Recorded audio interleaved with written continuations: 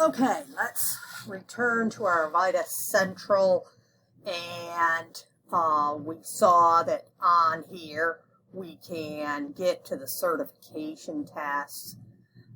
We also have up on our tab our publication 4012 that has a lot of information that we need. So when you go to pull up the certification test here, it does take quite a while. It is a very large file, and so it does take a while. You might be better off having the printed version, which I have for you. Okay, so if we take a look at the testing, this is the Volunteer Assisters Test and retest questions. 6744. Okay, and if we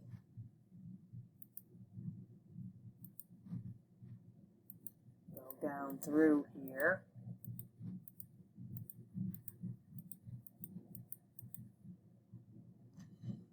the first test is your Volunteer Standards of Conduct test, and so here's the questions here. And again, you can go through that. Training is fairly straightforward. Here's the retest question. So this happens like if you don't pass it the first time and you take it, so you have to take your second attempt, then these are the questions you're going to get for that second attempt. So you should have they're basically the same question as what's on the first attempt, but they've reworded it. Maybe it's a multiple choice instead of a true false or whatever like that. So you should go ahead and have those answered maybe at the same time you're answering the first test questions. Okay, this is a picture of that contract agreement you have to sign.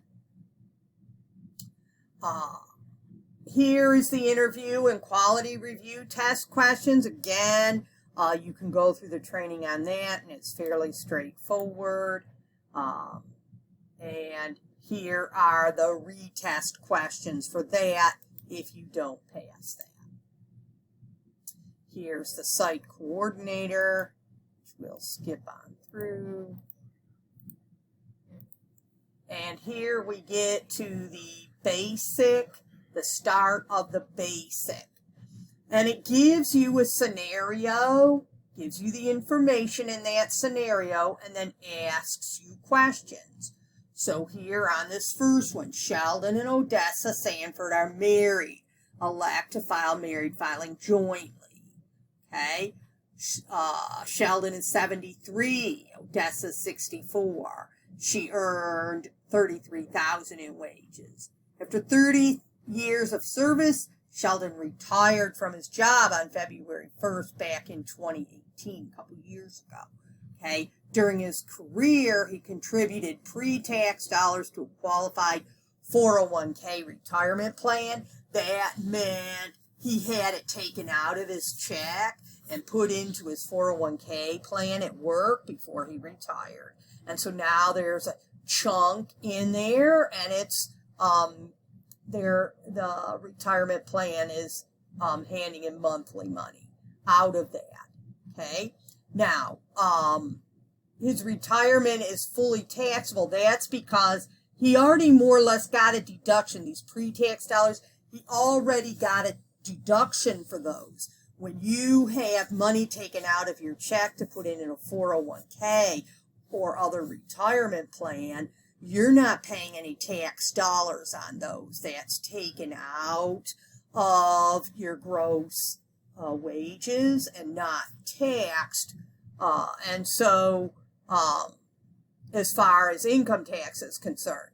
But now that you're getting it, however many years later, now it is taxable. Okay?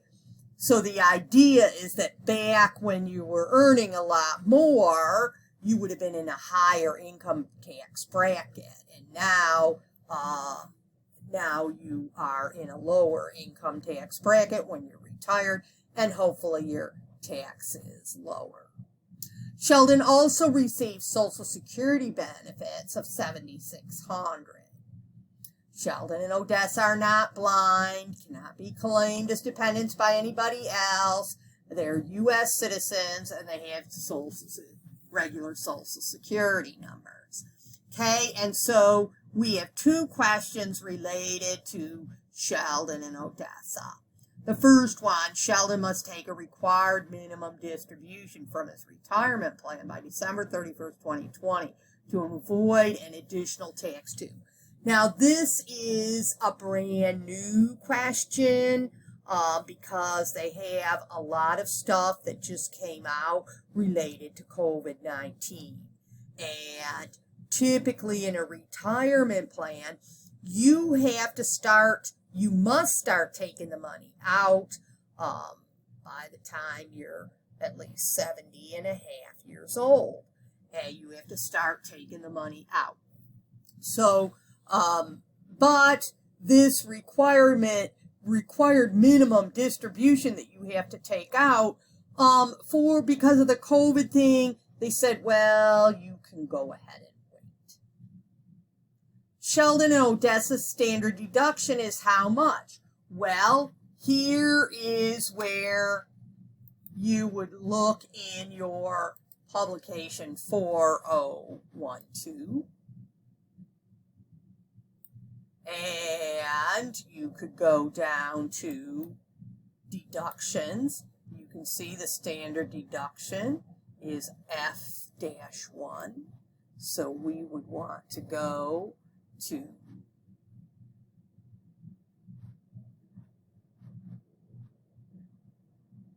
here's our standard deduction. Married filing joint, $24,800. So a lot of your answers you're going to find in this publication for 4012.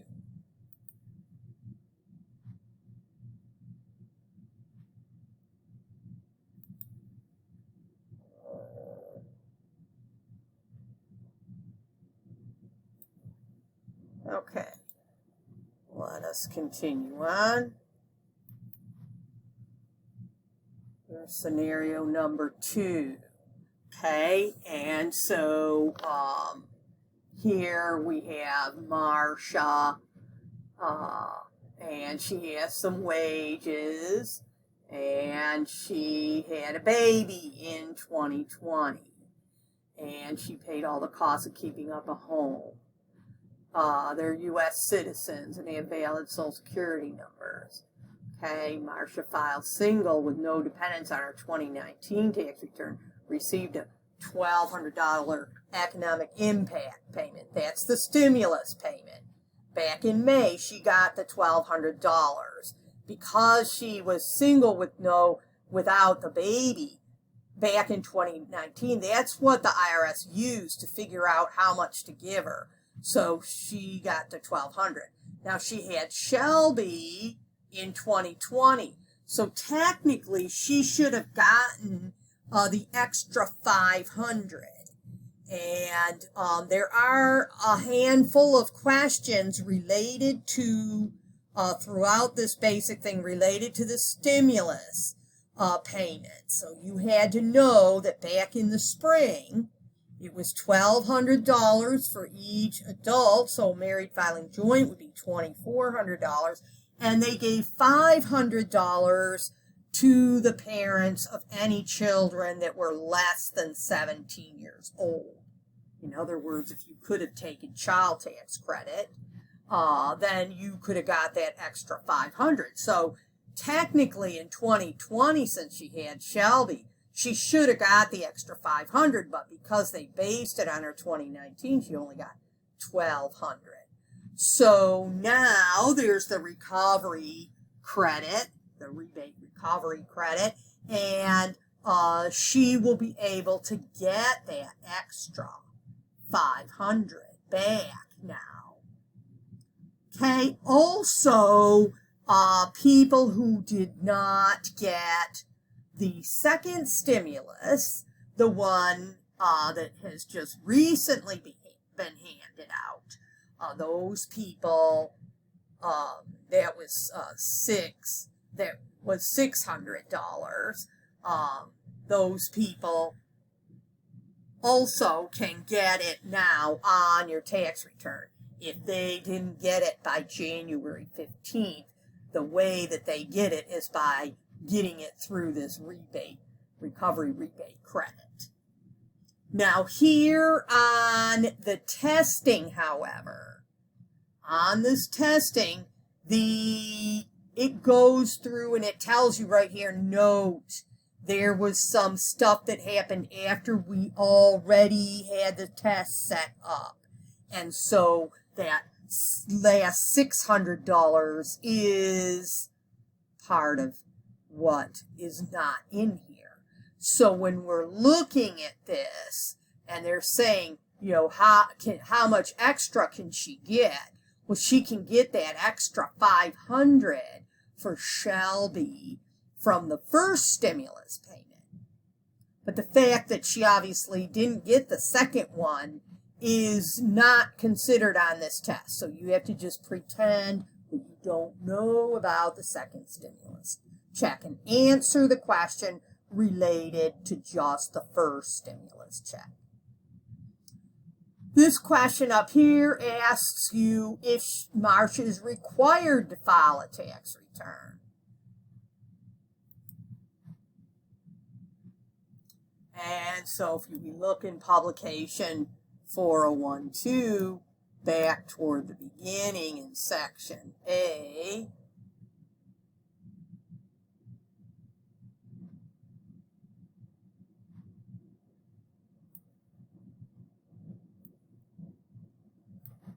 here's our chart A that shows us if someone has to file. So you have to know what their filing status is, if they're over or under 65, and then you can go over to this column and see how much is there. Then if that person has more income than whatever this number is in this column, then they have to file. If they have less income, they do not have to file. This chart is for most people. Please notice married filing separate. It's only $5. So if you have even $6 for the year, you must file if you're married filing separate. This chart B is for if you are a dependent of somebody else. So you know the scenarios tell you if that person is somebody else's dependent. If you're somebody else's dependent, then you follow this rules to come up with a standard deduction. And this is chart C. There's other situations. One of the things you would know that if you were doing the advanced thing is that if you had self-employment of at least $400, you have to file a tax return regardless. Here's also if you got advance payments of the premium tax credit. That's where if you did your health insurance on healthcare.gov, they would have sent you a 1095A form.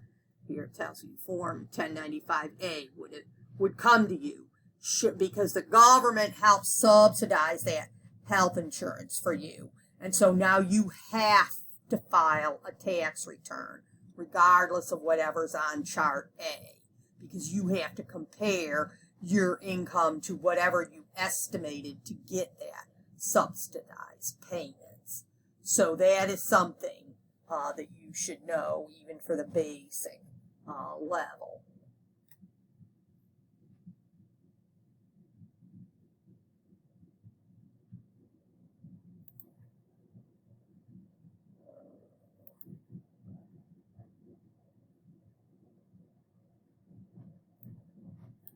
Let's see.